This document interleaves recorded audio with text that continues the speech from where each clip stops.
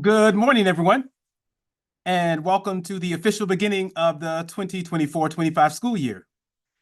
We decided this year to do a scaled-down version of Convocation to provide more time for school-based staff to get ready for day one of school at their local school sites. Despite this scaled-down version of our Convocation, our hope is that the impact of what you experience today will set the tone for how we start and finish this school year. During the 2022 Convocation, which was my first year leading the Little Rock School District, we introduced the phrase Reimagining LRSD and provided a rationale for why we needed to do things differently. During the 2023 Convocation, we continued using the hashtag Reimagining LRSD and aligned it to the goal of LRSD becoming a learner-centered district and focusing on our organizational culture and individual wellness. This year, guess what?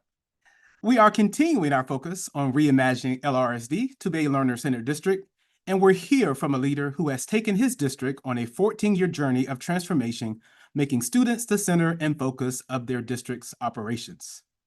I have looked up to and admired Dr. Luvelle Brown's work for years, and am thrilled to have him here with us today to share highlights of how his district was able to make this shift in hopes that we can glean insight that can help us on our journey here in Little Rock to do just the same.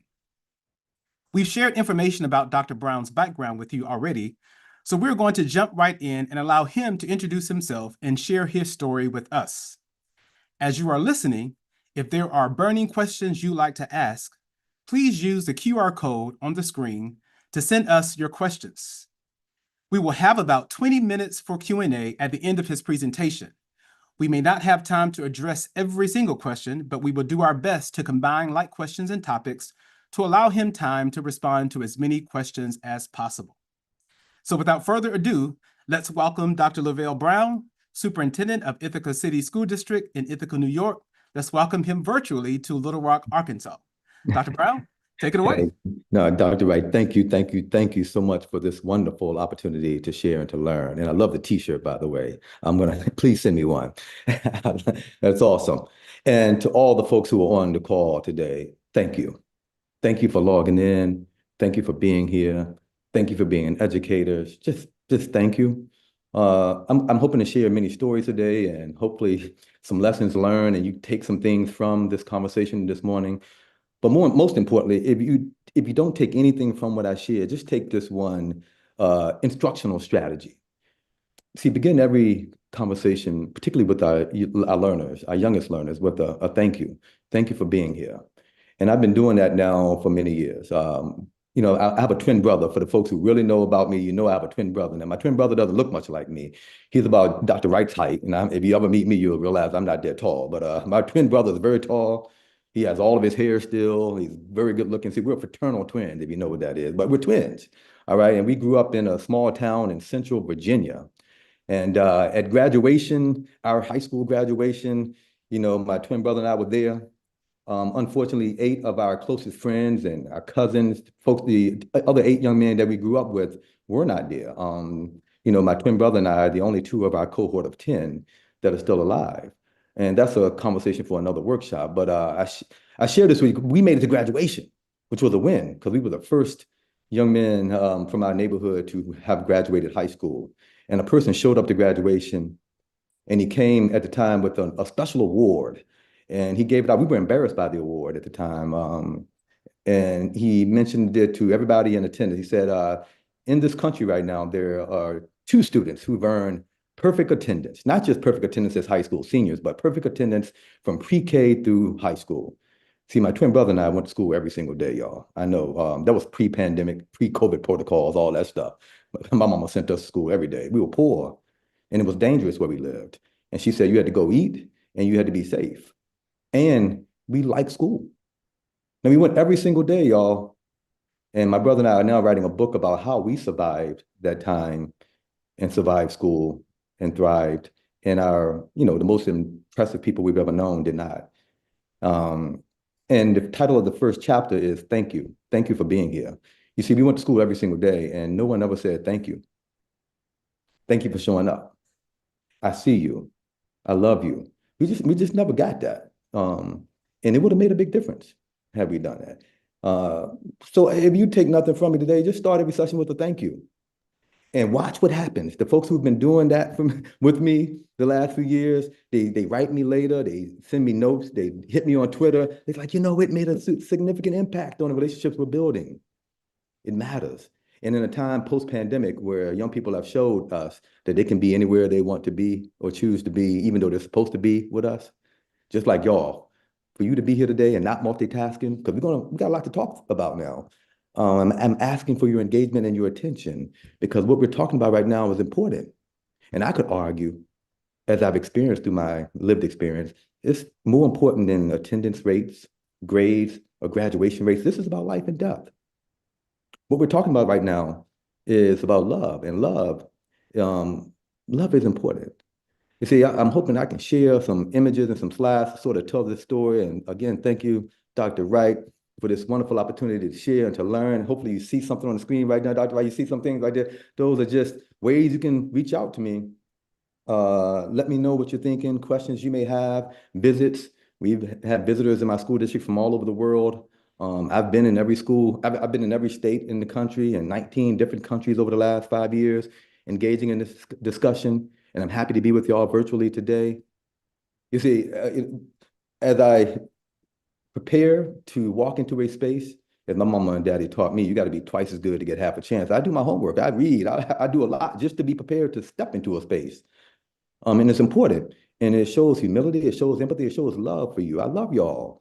And what I did, I hope you don't mind. See, I'm a bit of a nerd of this work. I always go to folks' websites. And you can learn a lot about websites now.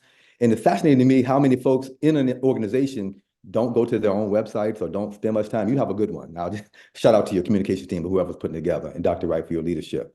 But I want you to know, when I look there, and I teach a couple of courses on district leadership, organizational change, how to do strategic planning. So what you put on that website as far as your vision, and a vision statement is typically an aspirational goal, something you're going for, something that's never been achieved before. I found, now it may not be your official vision statement, but I found something on your website that I rarely see in this country. And I've been in hundreds of school districts. You say this on your site, and it's there this morning too. I checked this morning, so I want to make sure it was still there. And it was there. It's there for people like myself who are coming to learn more about you. You're saying you want to provide a welcoming, nurturing educational atmosphere for all students. Let's sit with that. Now, if we were together, I would take an opportunity as a pedagogical technique to just have you sit with something, because silence is important. What I'm reading here is aspirational, it's bold, it's audacious. Why? Because it's never been done before. See, our schools, I could back this up with research and data, weren't designed to meet the needs of all of our young people. And frankly, they haven't done a great job of being welcoming and nurturing. Although we have a lot of positive attributes, this is not something we do very well. So I would offer to you, as a strategic planner, as a professor of organizational change, that this is what we're going for. This is what you're endeavoring to do. And this is something that, if you do, will change the world. And for the theorists in the room, if you're with me right now still, you'll know that in order to achieve a vision, something like this, as bold as this, you got to do something every single day. That's the typical mission statement. What will I do every day in order to achieve the impossible, the unprecedented? I would offer to y'all, after going through your site and reflecting on what's happened during my 14 years as a superintendent, in my 30 year, yeah, I know I'm older than I look, y'all. I've been doing this 30 years, all right? And over those times, I got a lot of lessons learned, a lot of scars. See, I would endeavor to break, shape, and build. And if you can hang with me for the next 20 minutes or so, I want to walk through some examples, some artifacts, some receipts. What would it look like to break, to shape, and to build your organization, your school district, in order to achieve that unprecedented vision? See, hang with me now, hang with me now. See, I want y'all to go back with me to 1992. See, that year I graduated was 1992. I'm dating myself. That's cool because we're friends now, all right? Y'all now know how old I am. It was 1992 when I graduated high school. And, also at graduations, a person showed up, an admissions counselor from the University of Virginia. And I know y'all probably don't celebrate the ACC and the University of Virginia down where y'all are, but it's a good school, all right? And I went there for free. They came and told my mom and daddy, yo, your son can go to the UVA for free as long as he wants. because of the successes I had achieved in the classroom. And this is coming from a kid who didn't talk much. Shout out to the occupational therapist on the call. You probably can already hear and sense some of the challenges I've had with speech. So it's taken me 10,000 hours to be able to talk in a way that people can understand me, and another 10,000 plus hours to be able to present in a way that's coherent. So I say that educators are powerful. Thank you for saving my life. But in 1992, because of the ways in which we worked and the ways that I was supported and the ways I got the differentiated supports, I was able to go to one of the best universities in the world for free. I'm the only four-time graduate from there because my mama said, as long as they're going to pay for it, you better keep going. All right. And so I was there. And so go back to 1992 now, when I was walking into the University of Virginia, this is what was happening. It was a special time in the culture. I hope some of y'all recognize some of the images on the screen. See, this was the kind of stuff that was a part of my life. And see, there's an emotional reaction right now from me. And I'm hoping some of y'all are probably like, who are these people? I know there's some younger folks on the call who are like, oh, Juice? What is that? Anyway, if you know what I'm talking about, Juice, White Men Can't Jump, The Bodyguard. There were some breakthroughs in film, where interracial couples were coming together for the first time on camera. The Dream Team. We're watching a future iteration of the Dream Team right now. My favorite team was the Redskins. I didn't know why we shouldn't call them the Redskins at the time. Barry Bonds was making $4 million, and everybody was complaining about how much money he was making. Could you imagine Barry Bonds, how much he would make today? See, I'm just trying to establish, y'all know that guy at the top, their president. He was our president at the time, all right? I just want to establish the emotional connection to the time and the place, because see, at that time, I was rolling into a teacher ed program. And, that summer, the admissions counselor came to my house and said, Luvelle can't be a teacher with this full scholarship. We can get him into the architecture school, the engineering school, we'll have him, but to go into the ed school with a full ride, see, he can't change the world. He was talking to my mama. He can't change the world, Lucille. Going into education, and my mama argued against it. My coaches had all went to ed schools. They were the ones who had inspired me. My mama was a teaching assistant for 46 years, she would say. And in 46 years she had been in classrooms, helping generations of young people learn how to read. She knew that education could change the world and save lives. That's why I wanted to be a teacher. See, even though they tried to talk me out of doing it, I wanted to be a teacher anyway. In my first semester in the state of Virginia, it was Contemporary Trends in Education. That was a class that every aspiring teacher had to take. I took that class. My mama saved the paper for my first day. My first paper. I was the first generation college student. She wanted to save everything. I got a box at home right now. My first paper, Contemporary Trends in Education, I had to write about what was happening in our industry. And here are the things, y'all, here, check it out. Here are the things that I wrote about at the time. These were the 5-paragraph essay. These were the headings. These were the things I wrote and explored about what was happening in education at the time and why they needed people like me. I wrote about low pay. My mama was always talking about superintendents and administrators. I don't know why I became a superintendent, because she talked about superintendents so bad. Y'all feel me? So, but then I became an administrator because as a teacher, I thought, administrators are horrible. We were writing about a lack of administrative support. Come on now. We're talking about discipline. I hear one more conversation about cell phones in this country and students being out of control. Discipline, we were talking about at the time. Low morale. The morale in 1992 was lower than it had ever been. You see, if you read Education Week, the School Superintendent's Journal, if you look at culture and climate surveys from school districts across the country, including my own, here are the things that are revealing themselves as we speak in 2024. This is what the data revealed in New York State about what's happening in our industry. Look, y'all see anything similar, the same, different? Yeah. In Ithaca, we don't call it discipline anymore. We call it, wait for it, student behaviors, all right? So we've evolved a little bit, but I'm here to argue with y'all. Like, I'm thinking back to that guy who came to my house to tell me I couldn't change the world. Did I change the world? I'm 30 years in. You see, I thought, as I'm thinking about this, I'm in real reflection mode right now. This is therapeutic to talk about this with y'all. See, I went to, let me find some data. I know we've changed the data over the last 30 years. So, the only standardized assessment data that I could find that goes back that far is the NAEP assessment, the Nation's Report Card. You can go to the website right now. It goes back, it goes back more than 30 years. It goes back much longer than that. We just started tracking the achievement for kids of color, though, in the early 2000s. But if you go back to 1992, what I'm showing you right now, I can share with you the links and the data. What I'm sharing with you right now is that the data has been pretty much flat over the 30 years. If you look at our standardized assessment scores. One could argue that it's gotten worse for kids of color. I promise this is going to be inspirational in a second, y'all. Hang with me now, hang with me. But I'm just trying to tell y'all what we got to break, because we're caught in this system of doing the same, having the same kind of results over many, many years and generations. That's why I say we need to be thinking about what should we break. You see, what I'm putting on the screen right now is a way to break some stuff. And I'm asking you, like we did in my school district, like we are doing in the places I'm working, we're committing to being different. And what does that mean? What does that look like? We will reduce the predictability of who succeeds and who fails. Looking at that data I just shared, I haven't looked at your data deeply, but if looking at our data, it is revealing that it's pretty predictable who's going to do well in our schools and who's not. And anyone who wishes to argue that, I always ask them to remove the emotions and bring to me your data or your student stories. If you're growing up in poverty, if you are young people of color in this country, they aren't doing as well as others. We got to reduce that predictability. And in order to do that, we got to do something, actively do something to interrupt the things we know are contributing to that predictability. Our policies, our practices, our approaches to teaching and learning, our mindsets. There's something we must work on each and every day to interrupt the things that we know have contributed to that kind of data and that kind of success. And then that last one is most important. I am here because my joy was cultivated. I am here because someone saw my genius, even though others did not.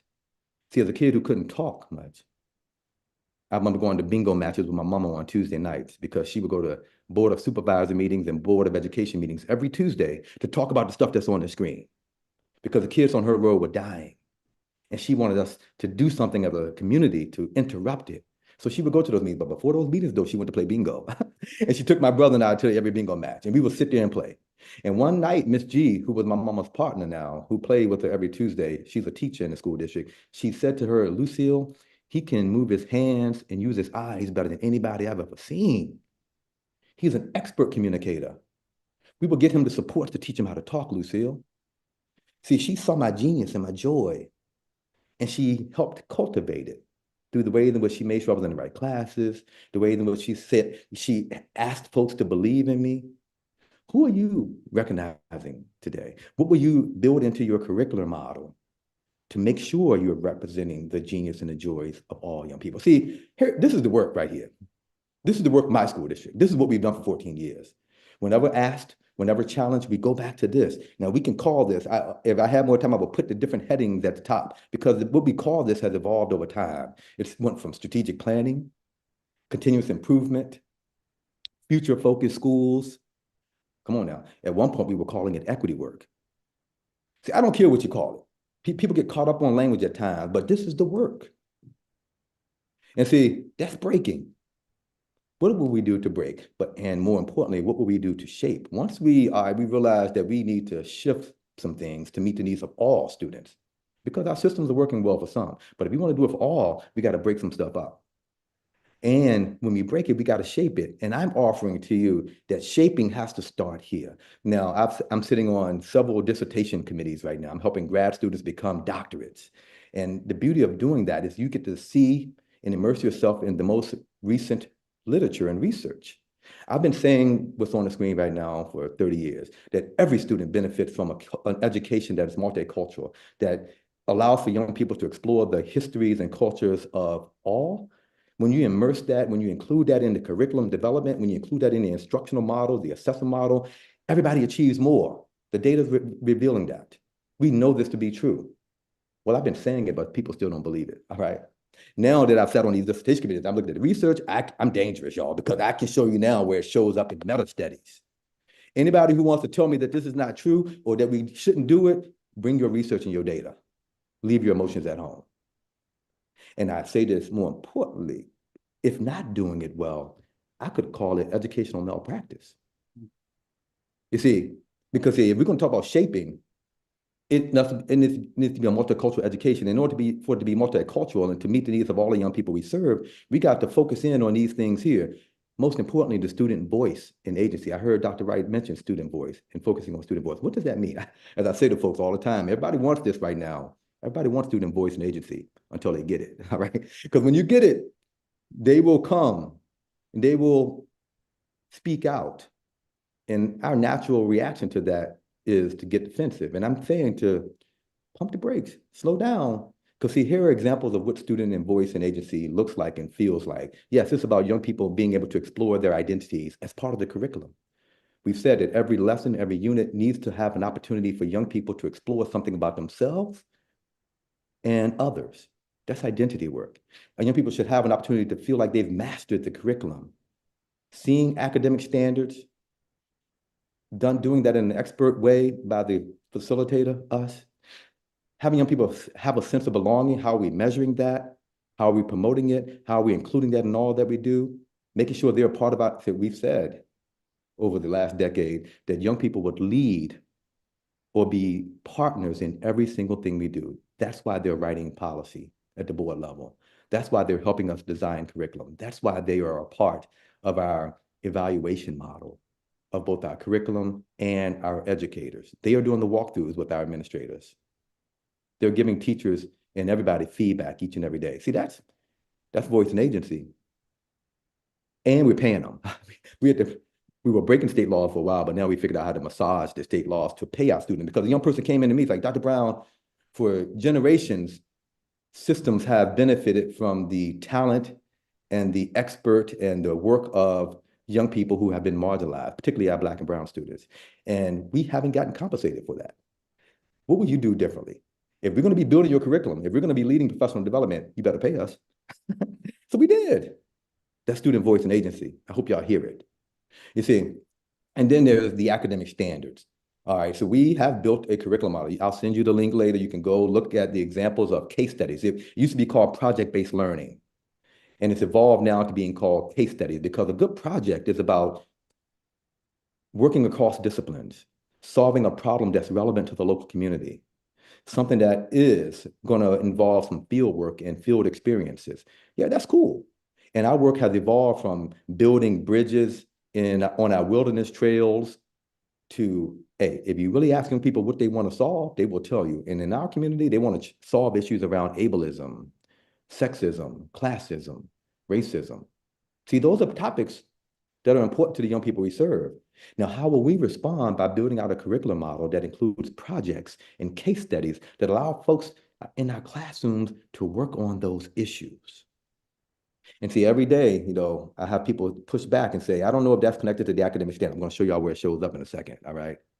But see, we started with the mindset for educators. We had to build in time for people to write this type of curriculum, time for folks to evaluate it, to walk with kids, to look at how it's being implemented. It takes some time now. But if you're talking about what kind of culture we're building, that's what it looks like. And it's connected to state. For example, in our state, I've read every state's academic standards now. I spent a year, Dr. Wright, looking at academic standards because I kept hearing about stuff we were doing in our classrooms that I didn't know was showing up in our standards. And so now that I read them all, I can tell you what we're doing and what we're not doing and what we should be doing. And here is one in our state. I think you have one similar to this notion of universal human rights. And everyone should be treated fairly in order to meet their basic needs.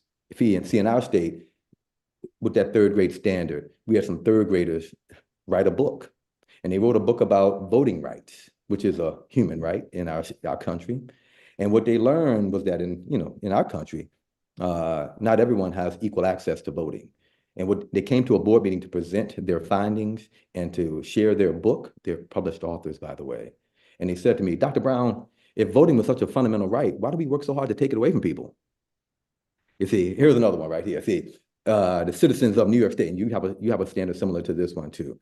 You have we're here to develop young people who are going to commit to serving their communities. If you go a little bit deeper, check out what's at the bottom here. Identify a situation in which social actions are suggested and solutions are presented to people in positions of power.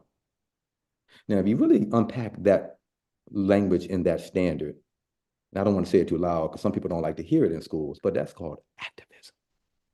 You see, our young people should be activists. And I can now show you why and how it shows up in our standards. And see, this is why the young people, these are fourth graders who've partnered with our high school seniors, and they've come to our board meetings the last 3 years.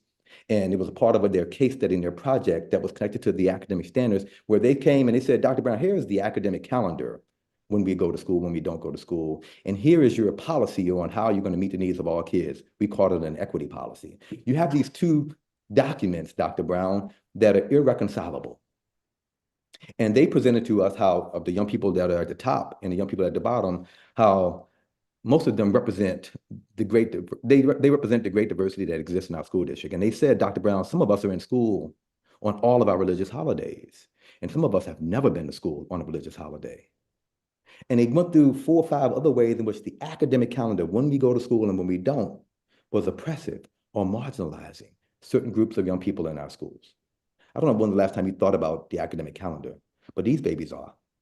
And they came to the board meeting they came every year. See, our calendar has changed now because of their advocacy and their activism. You see, I can show you how it's connected to the standards. I can show you how they're solving a problem that's relevant to their local community. I can show you how that's embedded in what we do. So that's voice and agency. And what our young people are also demanding, and what we as educators need to challenge ourselves to think about and to do, is to infuse thinking into our curriculum, infuse thinking into our instructional practices. Yeah, and we had to define thinking. Our vision statement was thinkers, because if everybody was thinking, we would solve a lot of problems. How I feel. You see, thinking, if you define it, it's about solving complex problems. It's about acquiring new knowledge. Okay, and this is where we added some pieces. And as you think about this journey you're on now to meet the needs of all students, thinking is about having a sense of self. Who are you? When was the last time you reflected on who you are in your background and what you bring, your superpowers, how you're different, how you're unique, how you're the same? And see, to be a thinker, you need to collaborate with others. We were able to detrack mathematics in our school district because of that piece right there. Because we had some young people who were never in classes with some young people from other places in our community because of the ways in which we group for mathematics. And we were able to say, students were able to say, I'm not having an opportunity to collaborate with the great diversity of our community because I'm never in class with all these kids. Y'all hear that? So if you're going to be thinking, are you able to collaborate with folks who are different than you, who have a different perspective, a lived experience? In our community, as we developed this culture of love, we were able to say, if you're not working with a diverse group, you're not thinking. And here I'm going to give you something to impress your neighbors with this weekend when you have that dinner party right here. So here's another educational acronym I'm going to give y'all, a new one. I'm going to introduce a new one, DSRP. See, the academic literature connected to how human beings think can be summed up into an acronym. And I'm about to give it to you right now. Cheat code. It's DSRP, distinctions, similarities, relationships, and perspectives. That's what the DSRP stands for. If you take everything, this chair I'm sitting in, your computer, an academic standard, a relationship, if you take things through that lens, you're thinking about it. How is it different? What makes it unique? How is it the same? How is it consistent with others? The relationships, the cause and effect. How does this chair influence what's happening with the other chair? How does this standard influence or impact how we layer other standards? I hope y'all still with me, but we've done DS and R very well in our schools. As I've gone through the academic standards in your state and in my state, the DS and R shows up a lot. And we engineer instructional units based on the DS and R often and well. Where we have struggled is with the P. And this is how, if you take nothing else from me today, take this. And if I'm ever able to come back, I will spend more time unpacking this one. Perspective. We're not thinking. We're not engineering an opportunity for young people and adults to think if we're not engineering an opportunity to take multiple perspectives or to include multiple perspectives. And this is where we're struggling as an industry right now. I could argue that we are struggling to get kids to think because of, by design, our wishes to take perspective taking out of what we engineer. I'm gonna leave that with y'all. I just said a lot right there. I just summarized 20 years of academic literature and research on how humans think into 3 minutes. And I just challenge you with something to think about that may push against laws, ideologies, and some mindsets and beliefs. But that's okay. If not giving young people an opportunity to take multiple perspectives, see things from multiple perspectives in a classroom, are we really allowing them to think? Think about it, all right? See, break, shape, now build. What are we gonna build? See, this is the fun part. but also the tough part. I'm going to leave you with this question. What are you building? This 30-year career of mine, I have been on different journeys. I've been working on different buildings. I was thinking about what metaphor to share with you all today. This is the best one I could come up with, so I apologize. But see, this is beta thinking today, and I'm a bit raw and therapeutic in the therapeutic mindset. I know that I was on this journey for a long time, building this type of a structure. This type of a structure won me Superintendent of the Year awards. This structure allowed for me to travel the world to talk about how to be an instructional leader and a superintendent. You know, I've written articles, I've facilitated book studies. If I go into one more school district in this country and I ask, what are you doing to meet the needs of all of your young people? And the superintendent, not you, Dr. Wright, they respond with, we're offering a book study. Come on now. Now, book studies are important, but that ain't the work. Oh, I love it when they say, the book study is going to be optional. We're going to pay people to come to it. Come on. You see, conferences, I went to conferences, I spoke at conferences. We thought we were doing the work when we would change the name of academic holidays, holidays on the academic calendar, or we would talk about what we're naming holidays. We thought we were doing the work. I'm from Central Virginia, y'all. Charlottesville, if you ever heard of Charlottesville, Virginia. I worked in Richmond, Virginia. It's my daddy who grew up there. He said to me last summer, you know, we spent generations down here talking about them daggone statues, if anybody knows what I'm talking about. And he said, when they finally came down, ain't nothing changed around here. See, I spent a lot of time I've helped over 500 organizations write statements in response to things that have happened to people on TV, pretty egregious acts. If y'all know what I'm talking about. I've helped people with the statements. I put out the statements. And then when I call people up and ask, what have you done to change the policies and the instructional design since we wrote that statement? Always get that silence. Y'all know what I'm talking about? People are good at statements. See, I tend to call this the academic building or the academic journey.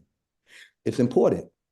It can make people uncomfortable, but it's very different from the one that I'm building now. And I'm trying to challenge y'all to go, see, having me here shows something. And I want to keep pushing. If you are going to be on this journey, please know that it's going to be a little different from the academic one. See, to meet the needs of all young people, to talk about building a culture of love, you need to see your classrooms and your school district as a laboratory for change. How are the young people and the adults on this call going to change what's happening in our communities? Not just perpetuate it, not just mitigate it, not neutrality, but to actually do something. And see, that's going to require us to, see, I am an instructional designer. I know how to come in and lead workshops on how to shift our pedagogy. See, to meet the needs of all learners, we got to change the way we teach, all right? I don't want to offend anybody, but I'm just speaking truth. If we think we're going to continue to teach in the same ways we've always taught, using the same instructional tools and get different results, so it requires us to shift, and that's uncomfortable.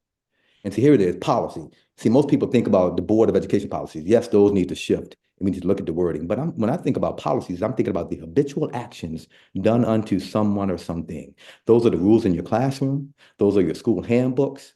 Those are the things that govern and dictate how we interact with one another on a day-to-day basis. Those are policies. Think about them. Code of conduct, grading, attendance, how we line up, how we transition, all those things I'm here to tell y'all we need to look at and look at how they're contributing to everyone achieving or not. And see, then we get to this thing called love. And I got about 5 more minutes, Dr. Wright. And I think I can do it right now. I'm feeling good. I'm gonna go, because y'all actually talk about the culture of love. And as somebody who's written about it and studied it, as MLK would say, love is hard. Love is not the default. Love is the struggle. See, this journey I'm on here now, this authentic one, which is different from the academic building I was building. This authentic one is more than uncomfortable. It is a struggle. It creates active resistance. And that's been happening throughout history. When designing something for everybody, the resistance will be fierce. When really going after love, look what's happened to the leaders who have talked about love. There have been attempts to discredit them. I've had that. People make up stuff about them. They do all kinds of stuff to stop that love approach. So if you're endeavoring to create a culture of love, let's understand what that means and be prepared for the resistance, but also know that it's the way. It's the only way to achieve our wildest dreams. You see, because first, to achieve love, you got to reflect on who we are now. See, the theorists who talk about organizational change, shifting things, would say, in order to change something, you must understand what's happening currently. In order to shift the organizational culture to loving, you got to understand what your culture is today. Now, we would spend a lot more time here if I was in person or we had more time, and we can probably do this later, but I'm going to just give you, having done this now hundreds of times in places all over the country, when I ask folks, what is the culture of the school district you're in currently? And these are the words people tend to come up with. We're a culture of perfectionism. That's why we grade the way we do. We're a culture, the sense of the ways in which my phone is blowing up right now because I have been offline for 40 minutes. How many of y'all are expecting somebody to get back to you within seconds? The parents are like there's a sense of urgency that exists in our culture that's not always healthy. We are a culture, I could go through each one of these and give examples. We're a culture of either or thinking, power hoarding. My role exists because of power hoarding. A few people making the decisions. Fear of open conflict. We're seeing that a lot right now. We're telling folks they're not a good fit because they make us uncomfortable, or we don't talk about some of the issues we have because it can create some discomfort or conflict. I know I can't see your faces right now, but when I tend to show these examples of who we are now, people do two things. One, that's pretty much who we are. We really are reflective. And two, I always have people say, this is what makes us great. And I can agree. But I would ask, great for who? And I'm here to tell y'all, it's not one or the other. It's not either or, like perfectionism. Like, yes, I'm going to be getting on a plane tomorrow, and 10 of them going to the same place. Are going to be taking off from LaGuardia Airport. They're all going to the same place, 10 planes tomorrow. I want all 10 to land. Y'all feel me? I'm expecting perfection tomorrow. But am I expecting perfection in the Algebra 1 classroom next week? Or am I expecting perfectionism on the basketball court, the soccer field?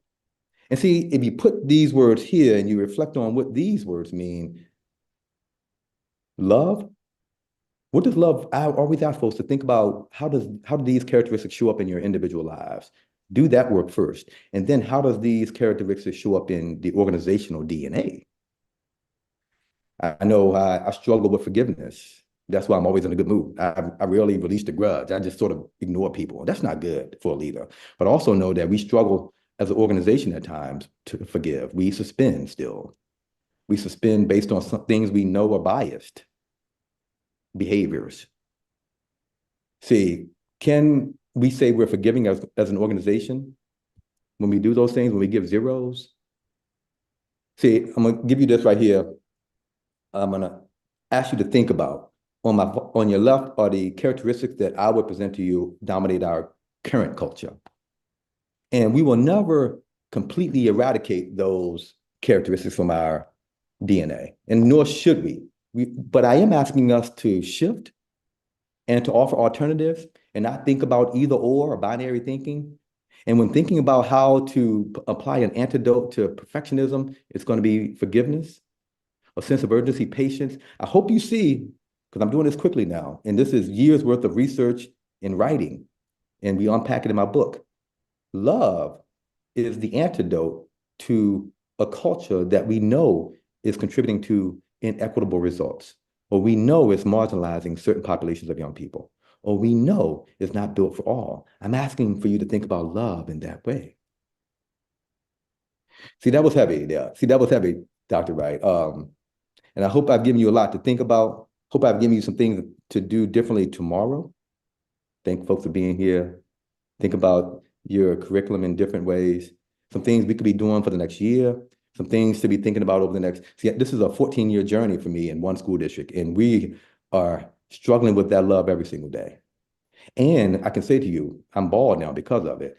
When building a culture that is loving, when building something for everybody, the resistance will be fierce because we live in a culture of zero-sum game. If I do something for somebody else, what does that cost me?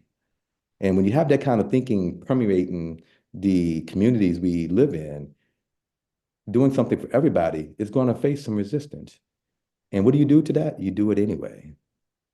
So anyway, I'm looking forward to any questions you may have, Dr. Wright, and others on the call. Thank you for this opportunity to share. Somebody else, what does that cost me? And when you have that kind of thinking permeating the communities we live in, How is it that doing something for everybody is going to face someone else sounds just like me? Who is that? I want to know who that is. I'm gonna let them think? I'm looking forward to any questions you may have, Dr. Wright, and others on the call. Thank you for this opportunity to share. Somebody else, so what does that cost me? And when you have that kind of thinking permeating the community we live in, How is it that doing something for everybody is going to face Someone else sounds just like me. Who is that? I want to know who that is.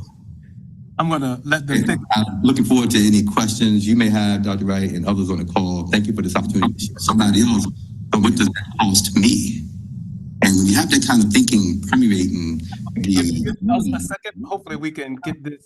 doing something for everybody is going to face Someone else sounds just like me. Who is that? I want to know who Maybe I think we need to stop sharing whoever's sharing that. I'm looking forward to any questions you may have, Dr. Wright, and others on the call. Thank you for this opportunity to share. Somebody else, so what does that cost me? There we go. All right, Lord. That person sounded good though. First of all, thank you so much, Dr. Brown, for sharing. And I know this, I've got several questions over here, so I'm going to get to the questions, and I'm going to save my reflections and my questions and put those to the side. I think I've already told you, and I've already shared with our leadership team that we're going to be, I hate to use the term book study, but as a leadership team, we are going to be delving into your book, Culture of Love, throughout this school year. But I'll put all my questions and comments to the side because I have several questions to get to allow you to respond to. But thank you. That was excellent. So much, so many powerful nuggets and information and examples that I think all of us, each individual in our district should be able to take something away from what you shared. So first question, and I have, man, it's almost 2 pages full of questions. And so I'm going to pick and choose in the short amount of time we have left. I don't know where to start. There's so many of them. Let's see. I'll just start with this one first. I'll combine 2 questions. How do we cultivate the joy and genius in all students? And then, no, I'll start with that one. How do we cultivate the joy and genius in all students? Thank you for that wonderful question, and thank you for your reflections on that part of the presentation. First and foremost, I've learned this, and I hope that folks can understand what I'm saying here. You gotta know how you find joy. The folks on this call, educators, we need to reflect on what brings us joy. In every professional development session, every session I lead, every meeting, board meeting, staff meeting, we spend time doing an identity exercise. And many of those exercises to start the meeting is around joy. You know, yesterday I asked folks to pull out their cell phones and find an image or a note that brings them joy, and then spend 60 seconds just talking about it with a friend without being interrupted. And it was fascinating, and we learned a lot about one another when folks talked about what brings them joy. And see, I've done it other times to talk about what brings you joy in the workplace. We just got to practice. As educators, we are so servant and so unselfish that we tend to not think about ourselves. So one, what brings you joy and how do you cultivate that? And then think about how you would apply that to the young people we serve. And then how would you use the curricular model to cultivate joy? See, we had Black students came in as part of our focus groups and said the only time we get to talk about Black joy and excellence is doing conversations about the civil rights movement. And it was fascinating to me, as a person who talks about this every day, leading in the way that I've led, that was the reflection for my Black students. So we had to do some work. How do we bring Black joy and excellence and the artifacts and receipts to all students, not just our Black and brown students, all students on a daily basis? So how do we do it? One, start with yourselves, and 2, talk with folks, educators, and design it into our instructional materials and in delivery. Thank you for that. So I'm going to paraphrase this next one. There is lots of comments about a lot of barriers that many of our students face when they come to school. Single parent households, there's a lot of information about the stability that a 2-parent household with stable income provides a child. And many of our students are low income, come from areas with a lot of issues such as crime, poverty, blah, blah, blah. I'm summing all of this up, but how do we as a school district mitigate this huge issue when we have students coming to our school starting at different levels and with different starting at different places, even at kindergarten, coming with, you know, so many different gaps. So what is it that we can do as a school district to mitigate that? And I'm paraphrasing like 5 paragraphs. Thank you. This has been a question on my heart and mind for 30 plus years now. And I can say I've struggled with it, and this is what I would offer. One, let's start with ourselves and the mindset. If you don't believe we can do this, then you've already lost, and you won't. I am one of those students, and I was saved by schools and educators because, frankly, the folks believed they could do it, and they believed I could. So, and as a person who's traveled all over the world now, talking to educators, I can see and I can hear in the voices and the language people use, the folks who truly believe they can do it and that young people can achieve in that way, who are coming from these backgrounds, and the folks who don't. And everyone wants to say they can, but you know, do you truly believe it? So I would ask folks to reflect, read. There are books, there's research about how we can do it and that it is possible. So I am here to tell you, as personally and professionally, we can, and it can be done. Now, I'm here to also say it's extremely hard. It requires resources. It requires a commitment. And frankly, it's a multi-year, multi-decade journey. This is not, you don't check a box here and fix it overnight. This is not chequity work. This is equity work. So I'm here, I have a long vision. My vision for doing this work well is 50 to 60 years. Not 50 or 60 days. So I'm asking for your patience, but more importantly, I'm asking for your belief. And yeah, I could come back and we can get into all the research, the instructional strategies, the practices, et cetera. And we can talk about the ways in which there are laws and policies being written or perpetuated right now that don't want us to fix it. Now, I don't want to go off on a tangent and get too controversial, but I can speak to it now, having studied it for 3 decades. Not everybody wants us to mitigate the issues that these young people are bringing into our spaces in a way where they all achieve. And I can show you how it's by design. So yeah, I hope I'm giving you some answers and some things to think about. And we can go deeper into the specific ways to do that. But that's an academic journey and a long one for sure. Okay. Thank you for that. This next one, again, I'm going to paraphrase and kind of combine several.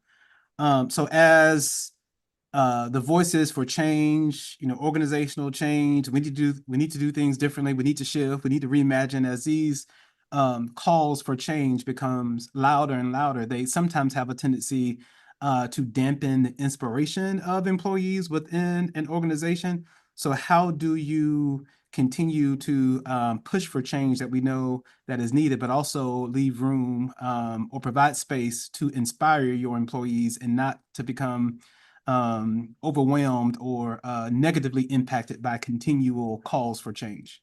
Yeah, no, it's always celebrating small wins and finding the genius and joy of the employees on the call. Yeah, you all are superheroes. I'm a comic book fan, so that's why I use this word superheroes a lot. You all have superpowers. I hope you heard me when I thanked you at the beginning. You're saving lives every day. So it's important for us to recognize what we bring and what we do each and every day. I am here because of people like the folks on this call. You saved my life, and you're saving lives every single day. So let's be clear about that's what we do and who we are. You've committed to a profession that's the most important one in the country, and I love you for it. And so do the young people we serve. That's how we inspire. We're inspired because we're inspiring people. And because we're so inspiring and we're so committed, we must know that there's always room to be better, to improve, to do more. If not, then are you so inspiring? Are you so committed to this work? So yes, it's natural and appropriate for us to want to change and to shift to do, yes, I am here, my brother's still here because of miracles and because of amazing educators, but 8 of us are not, and they were much more talented, and they were much taller and better looking, frankly. And so the fact that they're not, my daddy always said that all 10 of y'all had survived, this world would be different. And he's right. Could you imagine 8 more of me? Anyway, as educators, I mean, it just fascinates. Oh, yes, that's our work right now. It shouldn't be happening by accident. It should be happening by design. That's why I need y'all to make sure this is happening for everybody all the time. If you're not inspired to want to do that more and more, Yeah, I don't know. Maybe do something different. Thank you for that question. The next one, what do you look for? Man, and more questions just keep adding as I look at the sheet. Yeah. What characteristics do you look for when choosing employees that are best for students in your district? You know, the fact we've evolved, and I will tell you, and folks here will tell you, I only asked one question during the interview. And that's, how do you love students? And share with me the artifacts and receipts that you have. And it's fascinating how that question differentiates the candidates and gives us a sense of who should be a part of the organization and who should not, and who will be the best, for young people. And just think about how you would respond to that question. How do you love young people? And what artifacts and receipts would you share? That's how we know. Now, over the years, we've had all kinds of other questions that get at very specific things. And at times, we still ask some of those questions about curriculum design, your approach to assessment, how are you culturally responsive and differentiating your instructional strategies. But yeah, you get some academic answers. But that first one, you get something authentic, and you can tell. So I'm just giving y'all all a cheat code now. Because if you come into Central New York and you come in, I'm not trying to take anybody, Dr. Wright, but yeah, if you ever interview with me, I'm giving you the question that we're going to ask. And it's fascinating how many people are surprised by it now when they get it. And frankly, we've had folks not be able to answer it. And we have some folks who could talk for 15, 20 minutes and just exude enthusiasm and give us examples of the ways in which they've loved everybody and their products and their receipts.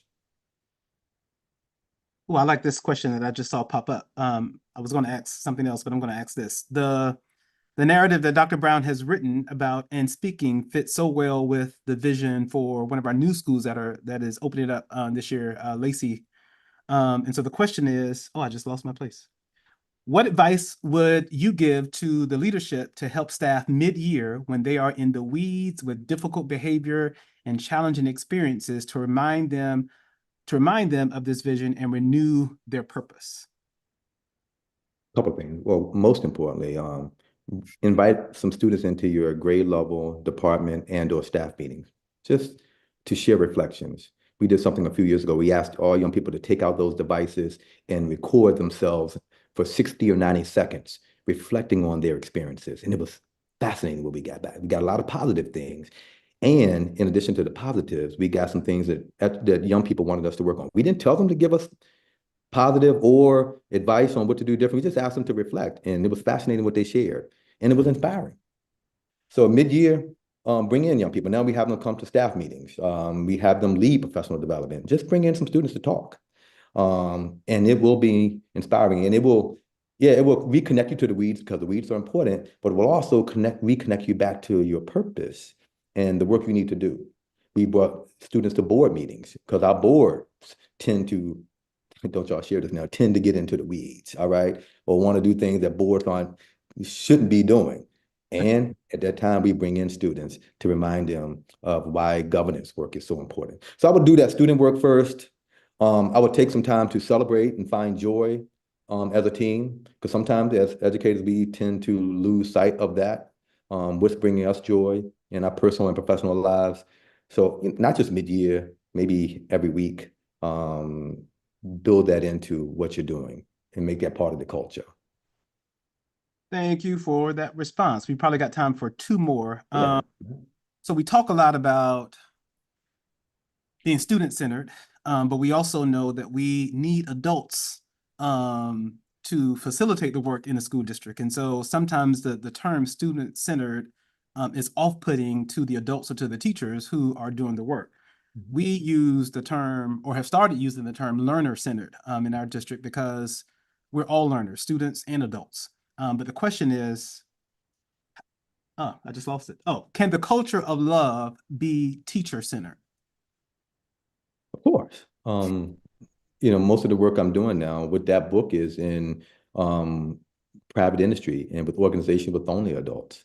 So yeah, I think it's human-centered, because right now we're talking about a love for humanity. And when you love humanity, you actively do something when you see humans not doing so well, or when you see folks marginalizing or oppressing other humans. So the culture of love is about a love, and I love humanity. And when I see something not going well for humans, I'm going to do something. And that's oftentimes loving more. So yes, that's learner-centered, that's human being-centered, not just for, and what I've learned too, having been in the place for 14 years, is that those students, they grow up to be your friends and your colleagues and people you work with. And then many of the young people that I started here with are now working with us in the school district. Some of them are working, frankly, I'm at my home right now, and some of them are working on an addition to my house.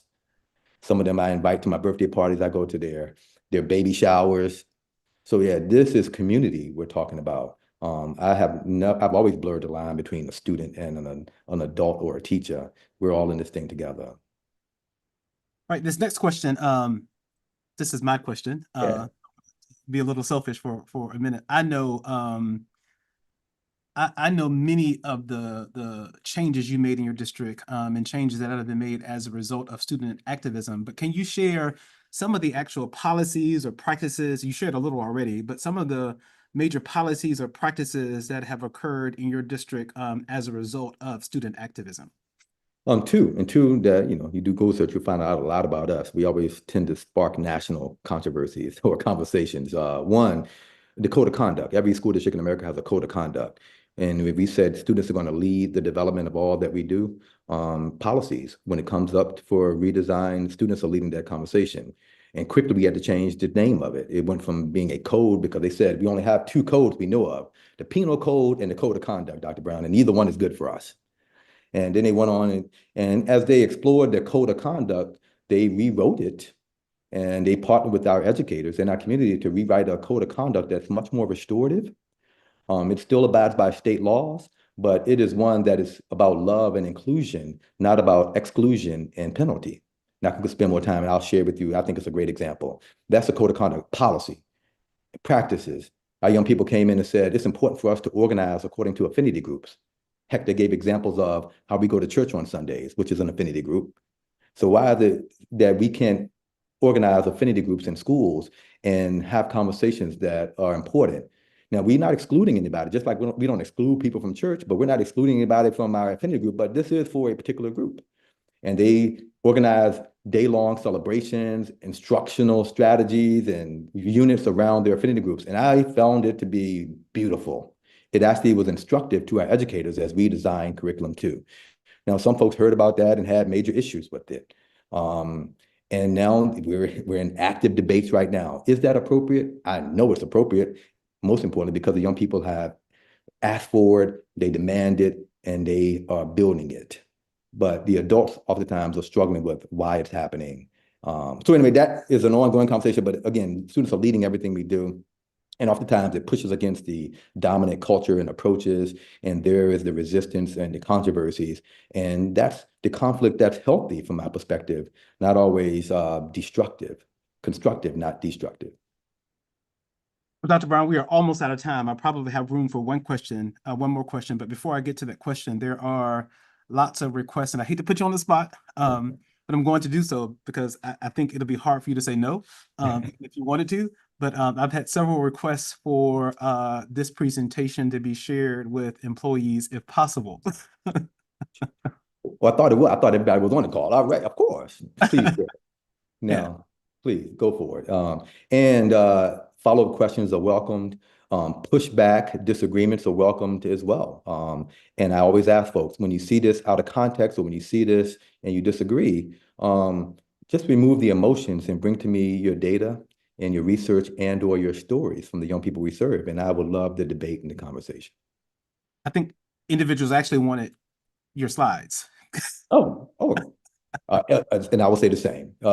Use them as an instructional material. Don't try to recreate them because out of context, it becomes a dangerous act. Gotcha. Yeah. And the last question that I will pose to you is, in what ways can we do two questions? In what ways can we integrate love and kindness into our school's curriculum and in our daily interactions? And how can we cultivate students to be more kind and loving to each other? Sure. Two things, some questions, and I'm taking this from Ghodri Muhammad's work on cultivating joy in genius. The Think about what you're going to plan for next week or the week after. Just look at your units and your lessons and ask a few questions. How will this unit help young people explore something about themselves, the cultures and histories of themselves and others? Just ask that question. And if your unit or lesson is not doing that, how could you modify or adjust it to do so? How will this unit or lesson allow for young people to explore concepts around love and use those terms that I shared with you: forgiveness, patience, commitment, etc.? How will it allow for young people to explore those concepts? How will this unit or lesson allow for young people to see themselves, to create a sense of belonging, or to embrace the humanities of others? Just ask those questions. And if your unit or your lesson is not doing that, every single one, then modify or adjust, or shoot me an email and I'll give you some examples. That's how we started. And that's ongoing work. Thank you so much, Dr. Brown, for taking the time to share with us today. I can probably predict that this won't be your last time sharing with us, but we appreciate your time, your effort, and the powerful lessons and examples and information that you shared with us today. And I think it is, I know it is perfectly aligned to the work that we started back in 2022. We're actually getting ready to roll out and implement our strategic plan. Our strategic plan is in the final stages of being developed. And when you look at our priority outcomes and some of the themes and strategies, it is so steeped in many of these concepts that you've shared about the culture of love, belonging. It mirrors that statement that you saw on our website. And so we're excited about this work. We know that it won't be easy, but we thank you for sharing with us. I think there's lots that we can glean and learn from you and the work that you've done. And so we're excited to partner with you on this journey. So on behalf of all of our employees, thank you for getting us on a great start as we begin this upcoming school year. So thank you, sir. I love y'all. Thank you. Take care. And have a great year to everybody who is still listening and watching.